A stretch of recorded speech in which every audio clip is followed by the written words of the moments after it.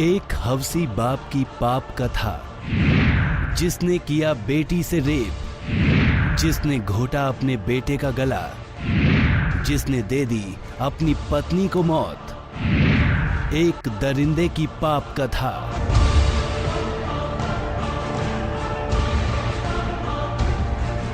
उन्होंने रात को ही मेरे ऊपर तमंचा रखकर मेरे सर पर और मेरे साथ दुराचार किया और बहुत बेरहमी से मेरे साथ बदतमीजी दिखाई इन्होंने।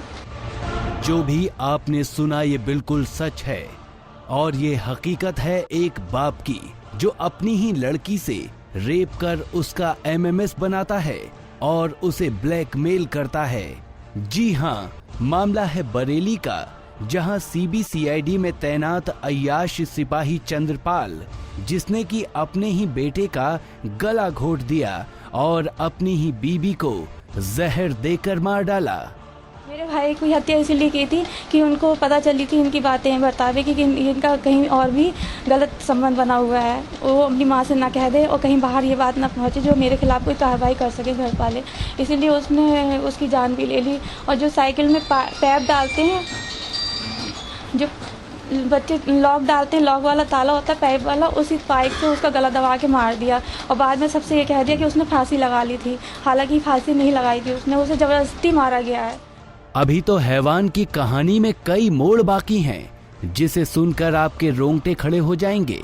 सबसे पहले आप इन पन्नों पर नजर डालिए, जिस पर कि चंद्रपाल ने अपनी पाप कथा लिख रखी है। और वो अपना हर गुनाह इन पन्नों पर लिखने से पहले मीरा बाबा और जैनब बाबा को याद करता था। उसने अपने हर जुर्म का इकबाल अपनी डायरी में कर रखा है कि उसने अपने बेटे को कैसे मारा, उसने अपनी बीबी को कैसे मारा।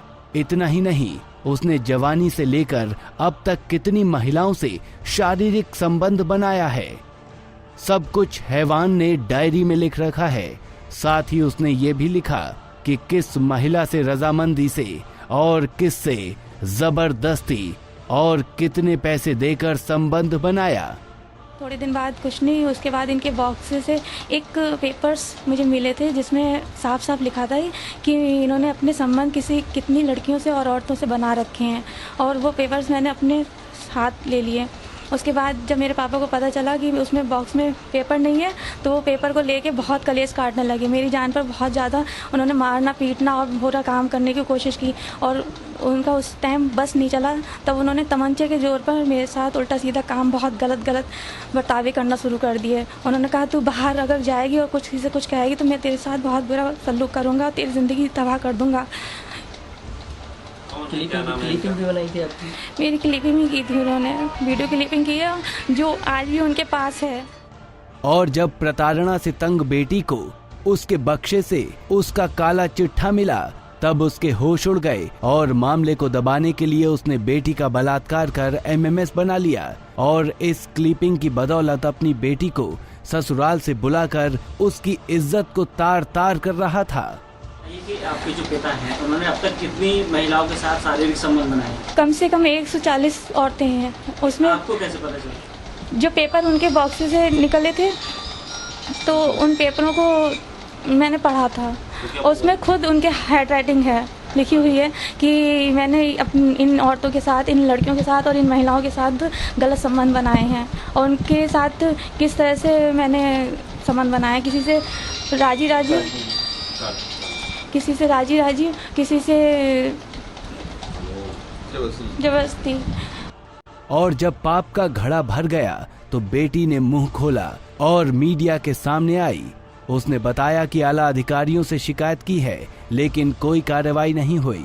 तो इन्होंने रात को ही मेरे ऊपर तमंचा रखकर मेरे सर पर और मेरे साथ दुराचार किया और बहुत बेरहमी से मेरे साथ बदतमीजी दिखाई इन्होंने। और कहा कहीं भी जाएगी तो मैं तुझे कहीं किसी काबिल नहीं छोड़ूंगा तो मुंह दिखा सके। इसलिए मेरी हिम्मत नहीं पड़ी और मेरे साथ कोई ऐसा भी बंदा नहीं था जिसके साथ।